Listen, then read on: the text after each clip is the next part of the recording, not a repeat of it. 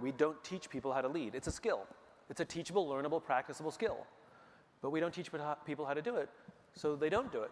Why are we surprised that people don't know how to lead? It's not necessarily because they're bad people. It's that we didn't show them how to do it, right? If we didn't show somebody how to be an accountant, you wouldn't give them your taxes because nobody showed them. They might be able to do it. And even if people are naturally good leaders, it's not natural. It's that they learned it from someone else, their parents, or they had a really great boss that they role modeled, or maybe they had a really bad boss. They're like, I'm doing everything the opposite, right? So they still learned it from somewhere. So we have to teach leadership. We do a very, very bad job in the corporate world of teaching people how to lead. And as we promote them, we give them a one-day offsite, and we call them leaders. Congratulations. Nah, man, it's got to be regular and ongoing. And we have to build into their incentive structures, into their bonus packages, not just how much money they make, but how they treat people. Right? It was part of her question before. She's like, you know, we're trying to do this, growth, revenue, and also look after our customers. But the order of the information is really, really important. I talked about in the infinite game that there are two currencies, will and resources, in that order, right? I'll give you two hypothetical examples. Hypothetical example number one is by the way, I've never met a CEO who doesn't think their people are important. The problem is where on the list. Number one, growth. Number two, shareholder value. Right? Number three, our customer. Number four, our employee. See, it's one of my priorities. Number four, right there. Right? But that's the problem. The problem is the order. So here are the two hypothetical examples. CEO number one says, my number one priority is growth. And of course we care about our people, because without our people, we'll never be able to achieve our financial goals. CEO number two, number one priority is our people. And if we take care of our people, I know we will meet and exceed all our financial goals. Which company you want to work for? It's easy. And human beings are funny. We can't help ourselves. We have a tell, which is we speak in the order. We tend to speak in the order of our own priorities.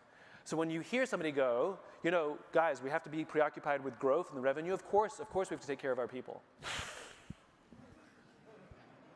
Go read the press releases when Mike Duke took over Walmart. He talked about growth and our people, and then you go read the same press release from Doug McMillon. He talked about our people and growth. Go read the press release when Satya took over.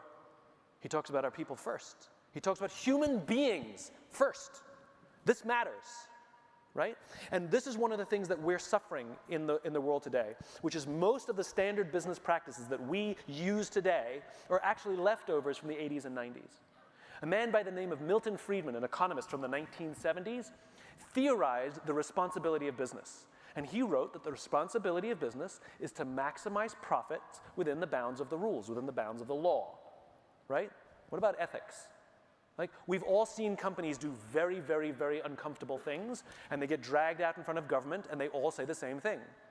We did nothing illegal, completely within our rights.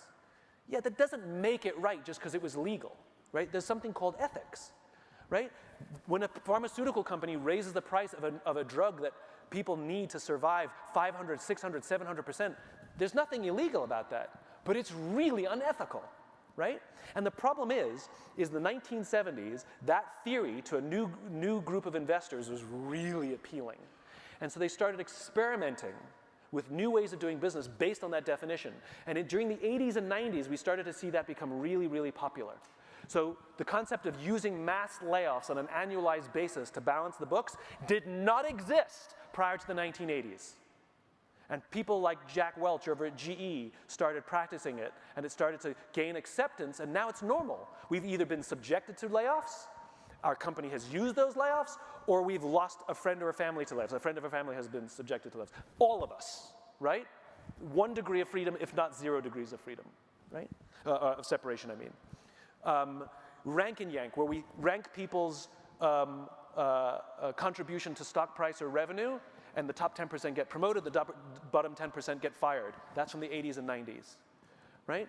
The obsession with shareholder value and shareholder supremacy, where we prioritize on the wants and needs, desires of an external constituency over our own customers and over our own employees. That's like asking a coach who's trying to build a good team what the fans want rather than what the players need. But that's the standard of business today. That's right. And so the problem is we need to reject that.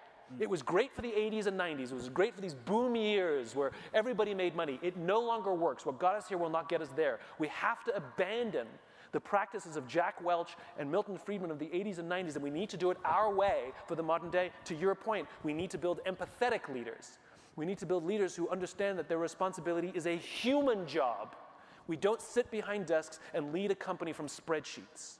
We cannot. Because as we've seen, it creates discontent inside our companies. There's no such thing as loyalty anymore. There's no such thing as a gold watch at the end of your career. It doesn't exist anymore. There's an entire group of people in this room who are too young that when I say the word gold watch, they don't even know what I'm talking about. Right? He has no idea what I'm talking about. There used to be a time that you worked for 40 years for one company and they gave you a gold watch. The point is there's an opportunity to change it, and the opportunity is ours. The opportunity is ours.